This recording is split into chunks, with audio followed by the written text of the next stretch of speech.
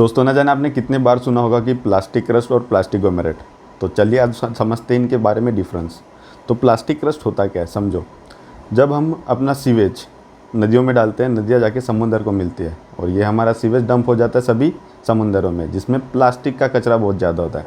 अभी मान low tide आ रही है, मतलब समंदर की लहरें आ रही है किनारों पे, और किनारों पे जितने भी पत्थर है तो ये प्लास्टिक का जो कचरा है किस पे चिपक जाएगा, हमारे पत्थरों पे। जितने भी हमारे कोस्टल रीजन में पत्थर है ना, उन पे ये चिपक जाएगा। अभी वहाँ चिपकने के बाद क्या होगा, उस पर गिरेगी धूप, और धूप गिरने के कारण क्या हो जाएगा, वो पिघल के आपके जितने भी पत्थर हैं उनके ऊपर एक लेयर बनाएगा, जिसे हम कहते हैं क्रस्ट। ठीक है ना। जैसे हमारी अर्थ का क्रस्ट होता है, मतलब हमारे अर्थ का ऊपरी हिस्सा, वैसे हमारे पत्थर जो है, जो जितने भी हमारे कोस्टल रीजन पे पत्थर हो गए, उनके ऊपर भी एक लेयर चढ़ जाएंगी।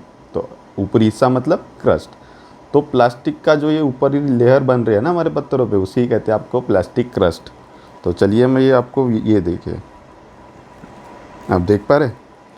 तो ये जो बन रहे हैं ना हमारे पत्थर, ये सभी पत्थर है आपके किनारों के ऊपर के, और ये जो दिख रहा है नीला नीला, ये है आपका प्लास्टिक का पोल्यूशन जो पत्थर पे चिपक के क्रस्ट बना रहा है, और इसी को हम कहते हैं प्लास्टिक क्रस्ट। ठीक है।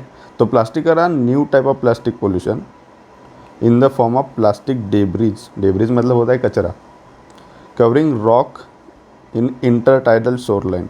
तो इतनी कॉम्प्लिकेटेड डेफिनेशन को मत ध्यान दीजिए। ध्यान इतना देना है कि जब प्लास्टिक पोल्यूशन समुद्र में जाता है, लहरों के साथ वो किनारों पे आता है, किनारों पे आके वो वहाँ के पत्थरों पे जमा हो जाता है। इसके कारण पत्थरों के ऊपर एक नई लेयर चढ़ जाती है, और उसी को हम कहते हैं आपका प्लास्टिक क्रस्ट। तो प्लास्टिक क्रस्ट के बारे में तो जान लिया। प्लास्टिकोमेरेट क्या होता है, चलो इनको समझते हैं।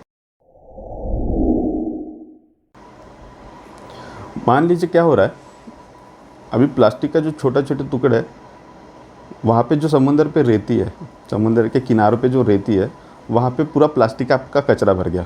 अभी तो प्लास्टिक का कचरा अगर भर जाएगा, उस पर क्या गिरेगी, धूप। धूप गिरने के कारण क्या होगा, ये भी पिघलने लगेगा, मेल्ट हो जाएगा। ठीक है।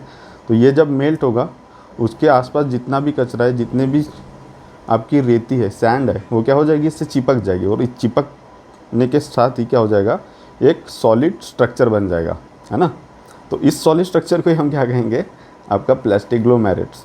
तो प्लास्टिक क्रस्ट क्या होता है, प्लास्टिक क्रस्ट होता है जब आपके पत्थरों के ऊपर एक लेयर चढ़ जाती है। और प्लास्टिकोमेरेट्स क्या होता है, प्लास्टिकोमेरेट्स मतलब एक नया ही पत्थर बन जाएगा। ठीक है। आप देख पा रहे हो, ये बाकी के कुछ सैंड के टुकड़े हैं। ये जो नीला नीला दिख रहा है आपको, क्या है, ये पिघला हुआ प्लास्टिक। ये पूरे क्या है, ये सभी सैंड के टुकड़े। और ये दिख रहा है, ये सभी है आपके प्लास्टिक का पोल्यूशन। तो ये पत्थर हानिकारक बहुत होता है। ठीक है। गलती से भी इसको घर मत लेके जाना कि अच्छा कलरफुल स्टोन है घर लेके जाऊंगा, बिल्कुल नहीं। ये प्लास्टिक है। जब ये गर्म होगा तो क्या क्रिएट करेगा, फ्यूम्स क्रिएट करेगा, और ये हानिकारक होती है। तो अगर आप घर लेके गए, ये गर्म हो गया, गर्म होने के बाद ये फ्यूम रिलीज करेगा, उसको ऑक्सीजन के साथ साथ आप इनहेल कर लोगे, है ना। तो आपके अंदर प्रॉब्लम हो सकती है। तो ये था डिफरेंस दोनों के बारे में, प्लास्टिक क्रस्ट और प्लास्टिकोमेरेट। मिलते हैं अगली वीडियो में।